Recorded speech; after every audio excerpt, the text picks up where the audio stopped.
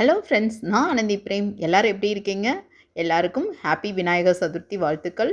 இது பார்த்தீங்கன்னா, என்னுடைய வீட்ல நான் எப்படி விநாயகர் சதுர்த்தி செலிப்ரேட் பண்ணேன் அப்படிங்கிற வீடியோ தான் நான் இதில உங்களுக்காக ஷேர் பண்ணுறேன். இது பார்த்தீங்கன்னா, எங்களோட அப்பார்ட்மெண்ட்டில எவ்ரி இயர் பார்த்தீங்கன்னா, இந்த மாரி விநாயகர் சதுர்த்தி சூப்பரா செலிப்ரேட் பண்ணுவாங்க. எவ்வளோ சூப்பரா டெக்கரேட் பண்ணியிருக்காங்கன்னு பாருங்க. இது லாஸ்ட்டு 2 இயர்ஸ் தான் பண்ண முடியாம போச்சு. அது கொரோனா டைம்னால. இப்போ இந்த வருஷம் சூப்பரா பண்ணியிருந்தாங்க. நாங்க போய் நல்லா தரிசனம் பண்ணிட்டு வந்தோம். மார்னிங் பார்த்தீங்கன்னா 5:00 எந்திரிச்சாச்சு. எந்திரிச்சோன்னே ஃபஸ்ட்டு மங்களகரமா பால் காய்ச்சி அ டீ போட்டாச்சு. அதுக்கப்புறமா பார்த்தீங்கன்னா, வாசல்ல பார்த்தீங்கன்னா, அழகா ஒரு ரங்கோலி ஒன்று போட்டுட்டு, அதுக்கப்புறமா தான் என்னுடைய எல்லா வேலைகளையும் நான் தொடங்குனேன். இந்த ரங்கோலி பார்த்தீங்கன்னா, ரொம்ப சிம்பிளா தான் போட்டிருக்கேன். பாருங்க. நம்ம வீட்ல விநாயகர் சதுர்த்திக்காக ஸ்பெஷல் ஐட்டம்ஸ் எல்லாம் பாருங்க. இது பார்த்தீங்கன்னா, சுண்டல் குக்கர்ல வச்சிருக்கேன். இதில பார்த்தீங்கன்னா, பொங்கல் வச்சிருக்குது. இது பார்த்தீங்கன்னா, ஒரு டிஃப்ரெண்ட்டான வடை. உளுந்தும் கடலைப்பருப்பும் போட்டு ஒரு வடை பண்ணலாம். அதுக்கப்புறமா இது கார கொழுக்கட்டைக்காக ஒரு 2 டீஸ்பூன் அளவுக்கு உளுந்து ஊற வச்சிருக்குது. இதெல்லாம் நம்ம மோதகம் பண்ணுறதுக்கான அச்சு. டீ குடிக்கலாம். ஃபஸ்ட்டு நம்ம விநாயகர் சதுர்த்திக்கு எதில் நம்ம விநாயகர் பிடிச்சாலும் அவர் அழகாக உட்காந்துக்குவார் நம்ம வீட்டில். ஸோ நம்ம மங்களகரமாக மஞ்சளில் விநாயகர் பிடிச்சி சாமியை வைக்கலாம். நம்ம விநாயகர் பிடிச்சாச்சு. இப்போ பார்த்திங்கன்னா, கொழுக்கட்டை செய்கிற வரைக்கும் நமக்கு விநாயகருக்கான ஃபஸ்ட்டு பிரசாதம் பாலும் ஏலக்காயும் தான். இது நம்ம சாமிக்கிட்ட வச்சிடலாம். விநாயகர் பிடிச்சதுக்கப்புறமா பூவெல்லாம் நிறையா வாங்கியிருந்தேன். ஃபஸ்ட்டு உருளியை டெக்கரேட் பண்ணி வச்சிடலாம். இப்போ ஸ்வீட் கொழுக்கட்டை பண்ணலாம். அதுக்கு தேவையானது பாருங்கள். இதில் 1.25 கப் அளவுக்கு நான் மாவு எடுத்திருக்கேன். இது டபுள் ஹார்ஸோட இடியாப்ப மாவு தான். இதுக்கு பார்த்திங்கன்னா 1 கப் அளவுக்கு தேங்காய் எடுத்துருக்குது. ஒரு 3/4 கப்புக்கும் கொஞ்சம் மேலே பார்த்திங்கன்னா வெல்லம் எடுத்திருக்கேன். இல்லை 1 கப்பே கூட எடுக்கலாம். நல்லா ஸ்வீட் இருக்கும். இது கூட ஒரு 1 பிஞ்ச் அளவுக்கு உப்பு போட்டுக்கலாம். ஒரு 3 ஏலக்காய் மட்டும் எடுத்திருக்கேன். ஃபஸ்ட்டு இந்த பொடியை நம்ம லைட்டாக வறுத்து எடுத்துக்கலாம். இதை லைட்டாக நம்ம வறுத்து எடுத்துக்கலாம். நல்லா லோ ஃப்ளேமில் போட்டுக்கலாம். அப்போ தான் உங்களுக்கு அடி பிடிக்காமல் இருக்கும். ஒரு 2 நிமிஷம் ஆகும். அதனால் மெதுவாக நம்ம இதை வறுத்தெடுக்கலாம். மாவு நல்லாவே சூப்பராக வறுத்தாச்சு. இப்போ பாருங்கள், நல்ல ஒரு அரோமா வருது. இப்போ நம்ம ஸ்டவ் ஆஃப் பண்ணிவிட்டு இது வேறு பிளேட்டில் மாற்றிடலாம். இப்போ நம்ம பூர்ணம் பண்ணலாம். அதுக்கு பார்த்திங்கன்னா ஒரே 1 டீஸ்பூன் அளவுக்கு நெய் போட்டிருக்கேன். இந்த தேங்காயை அதில் போட்டுடலாம். லோ ஃப்ளேமில் போட்டுக்கோங்க. இதை லைட்டாக நம்ம வறுத்து எடுத்துக்கலாம். இந்த டைம்லேயே பார்த்திங்கன்னா நம்ம லைட்டாக வறுபட்டுருச்சு தேங்காய். இந்த டைமில் நம்ம இந்த வெல்லம் பொடிச்ச வெல்லம் தான். இது எல்லாம் க்ளீன் பண்ணி வர்ற வெல்லம் தான். அப்படியே போட்டுடலாம். அதில் தண்ணியெல்லாம் எதுவும் சேர்த்த வேண்டாம். அதுலேருந்தே அது அப்படியே மெல்ட் ஆகி நமக்கு நல்லா சூப்பராக கிடைக்கும். இப்போ எப்படி தண்ணி விடுது அப்படின்னு சொல்லிட்டு இந்த பூரணம் பார்த்திங்கன்னா ஒரு 3 to 4 மினிட்ஸ் நம்ம இதை லோ ஃப்ளேமில் வச்சே தான் நம்ம இது பண்ணணும். அப்போ தான் உங்களுக்கு நல்ல ஒரு லட்டு பண்ணுறதுக்கு வரும். இது இப்போ பாருங்கள் எவ்வளோ தண்ணி விட்டுருக்கு அப்படின்னு சொல்லிட்டு.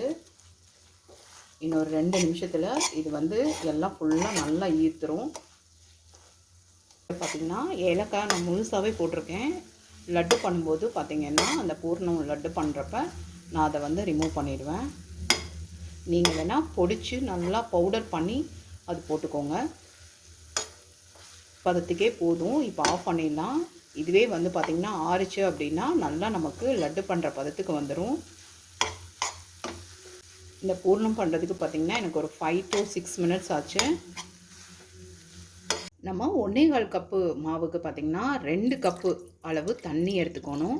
இதில் பார்த்திங்கன்னா மாவு தான் நம்ம இப்போ பிசைய போகிறோம்.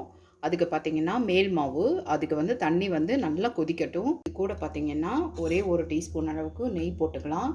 அப்போ தான் நல்லா சாஃப்டாக இருக்கும். இதுலேயும் பார்த்திங்கன்னா ஒரு 1 பிஞ்ச் அளவுக்கு சால்ட் ஆட் பண்ணிக்கலாம். தண்ணி பார்த்திங்கன்னா நல்லா கொதிச்சு வந்துருச்சு பாருங்கள், பபிள்ஸாக வருது. இந்த டைமில் நம்ம மாவு சேர்த்தி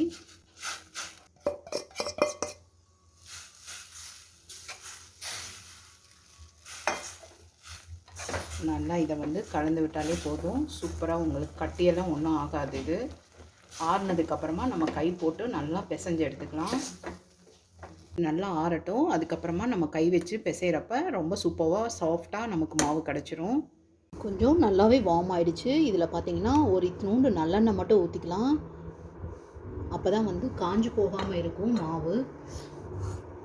கொஞ்சம் நல்லா வார்மாக இருக்கும்போதே வந்து பார்த்திங்கன்னா இதை நல்லா பிசைஞ்சு எடுத்துக்கலாம். நல்லா பிசைஞ்சாச்சு பாருங்கள், இவ்வளோ நல்லா சைனிங்காக வருது அப்படின்ட்டு. நமக்கு ஸ்வீட் இதுவும் பார்த்திங்கன்னா நல்லா வந்து ஆறிடுச்சு. இப்போ இதுவும் நம்ம வந்து குட்டி குட்டி லட்டாக நம்ம உள்ளே வைக்கிறதுக்காக இப்படி பண்ணி எடுத்துக்கலாம். மாதிரி எல்லாத்தையும் சின்ன சின்ன லட்டு மாதிரி செஞ்சு வச்சுக்கலாம். இப்படி ஒரு பிளேட்டில் பார்த்திங்கன்னா நல்லெண்ணெய் வச்சுக்கோங்க. அதுக்கப்புறமா பார்த்திங்கன்னா இதிலெல்லாம் இந்த மோல்டுலெல்லாம் நம்ம எண்ணெய் தடவிக்கலாம். அதுக்கப்புறமா இதை க்ளோஸ் பண்ணிவிட்டு நல்லா இந்த மாதிரி வச்சுட்டு இதில் பார்த்திங்கன்னா ஒரே ஒரு சின்ன லட்டு உள்ளே போட்டுருங்க. போட்டுட்டு இதையும் க்ளோஸ் பண்ணி வச்சுக்கோங்க. அவ்வளோதான் பாருங்கள். இப்போ நம்ம இதை எடுத்தோம் அப்படின்னா சூப்பராக வந்துடும் நமக்கு.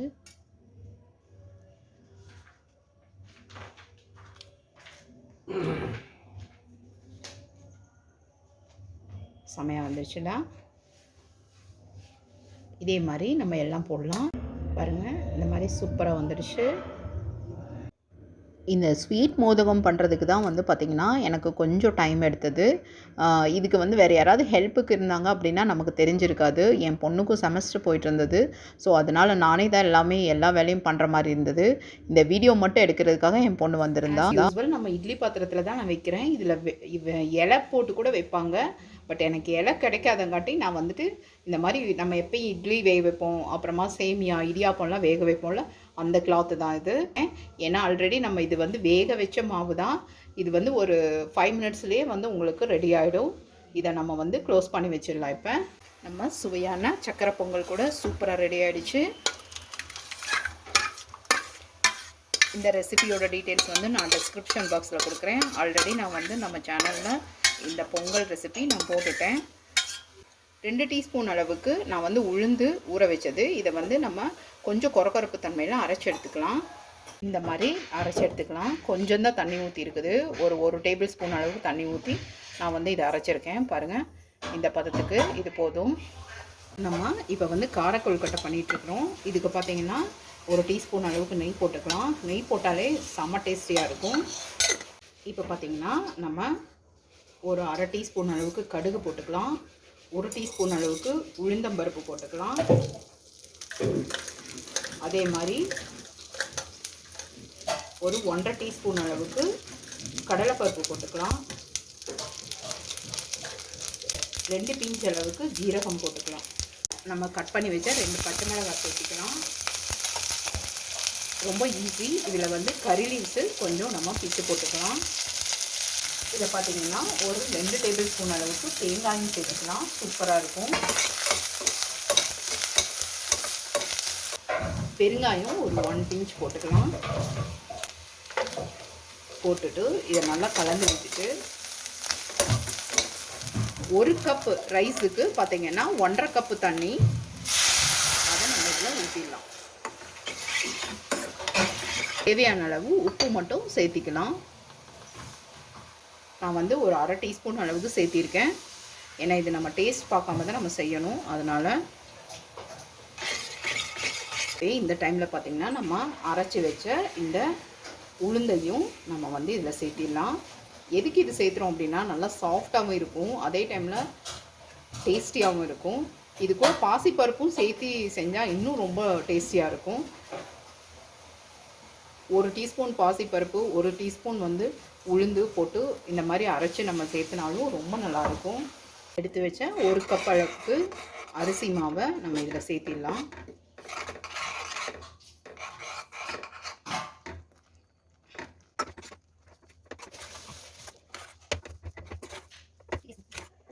இது வந்து நல்லா ரூம் டெம்பரேச்சருக்கு வரட்டும் பாருங்கள்.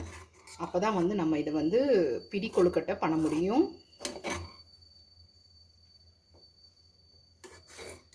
அவ்வளோதான். இது வந்து நல்லா ஆறட்டும் கொஞ்ச நேரம். வடைக்கு வந்து பார்த்திங்கன்னா ரொம்ப ஈஸியான வடை, ரொம்ப டேஸ்டியாகவும் இருக்கும். அதுக்கு பார்த்திங்கன்னா ஒரே 1 டீஸ்பூன் ஜீரகம் போட்டுக்கலாம். கூடவே பார்த்திங்கன்னா 2 3 மிளகாய் போட்டுக்கலாம். கொரப்பு தன்மையில் அரைச்சி எடுத்துகிட்டு வந்துடலாம். இந்த பதத்துக்கு போதும் பாருங்கள். ஒரு கொரப்பு தன்மையில் எல்லா இதுவுமே வந்து பருப்பெல்லாம் பாருங்கள் பாதி முக்கால் தான் உடஞ்சிருக்குது. இது கூட ஆயிடுச்சு சூப்பராக பாருங்கள். இப்போ இதை வந்து நம்ம ஸ்டவ் ஆஃப் பண்ணிடலாம். இதுக்கு பார்த்திங்கன்னா இந்த வடைக்கு தேவையான அளவு உப்பு மட்டும் சேர்த்திக்கலாம். நான் சும்மா ஒரு 1/2 டீஸ்பூன் அளவுக்கு சேர்த்துறேன். ஏன்னா நம்ம டேஸ்ட் பார்க்க முடியாது. இதை நல்லா நம்ம பிசைஞ்சிக்கலாம். கூட பார்த்திங்கன்னா கொஞ்சம் கறி லீவ்ஸ் மட்டும் பிச்சு போட்டுக்கலாம்.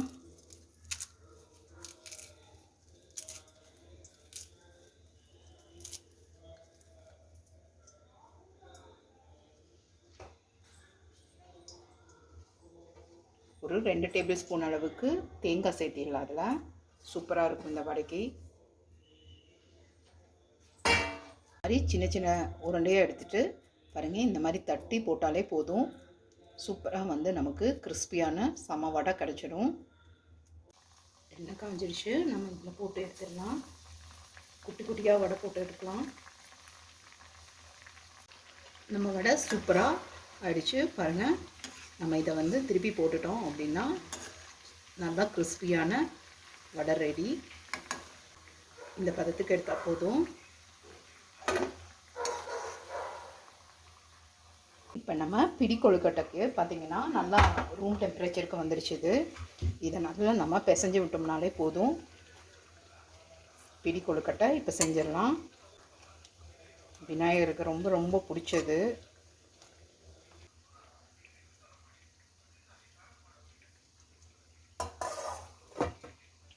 இது பார்த்திங்கன்னா கோலி இட்லிம்பாங்க, ரவுண்டாக பண்ணுறது. இந்த மாதிரி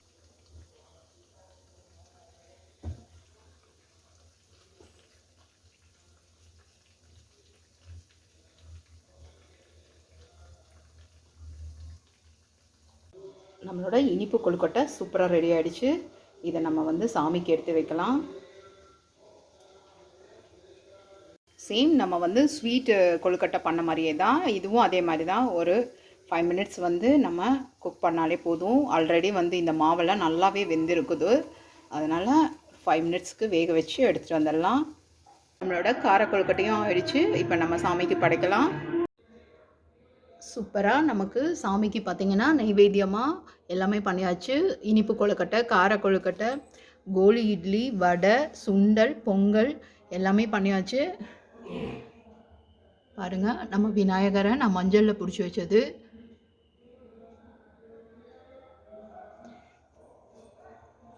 இதில் பார்த்திங்கன்னா ஃபுல்லாக என்னோடய விநாயகர் இருக்கார். நான் எவ்வளோ விநாயகர் வச்சுருக்கேன் அப்படின்னு பாருங்கள்.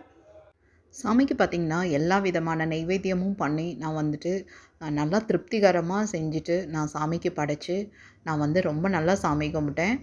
இந்த நாள் பார்த்திங்கன்னா எனக்கு எப்படி அவ்வளோ நான் வேலையும் எனக்கு வந்து ஒரு 1 ஹவரில் நான் முடிச்சிட்டேன். ஆக்சுவலாக வந்து மத்தியானத்தோடு வந்து சதுர்த்தியோட அந்த திதி முடிஞ்சது அப்படின்னு சொல்லிட்டு இருந்தாங்க. அதனால் வந்து ஒரு 11க்குள்ளாரையே வந்து நான் சாமி கும்பிட்டு முடிச்சாச்சு. இப்போ பார்த்திங்கன்னா நம்ம எல்லாம் சாமிக்கு வச்சுட்டு நான் வந்து ஆராதனை காமிச்சு நல்லபடியாக திருப்திகரமாக நல்லா சாமி கும்பிட்டேன். உங்கள் வீட்டிலலாம் நீங்கள் எப்படி சாமி கும்பிட்டீங்க அப்படிங்கிறதையும் நீங்கள் வந்து கமெண்ட்ஸில் சொல்லுங்கள் ஃப்ரெண்ட்ஸ். நான் வந்து ரொம்ப திருப்தியாக இருந்தது. என்னோடய ஃபேமிலியோடு நான் ஹாப்பியாக வந்து சாமி கும்பிட்டேன். இந்த vlog பிடிச்சிருந்தது அப்படின்னா கண்டிப்பாக வந்து லைக் பண்ணுங்கள். நம்ம சேனலை சப்ஸ்கிரைப் பண்ணுங்கள் ஃப்ரெண்ட்ஸ். தேங்க்ஸ் ஃபார் வாட்சிங்.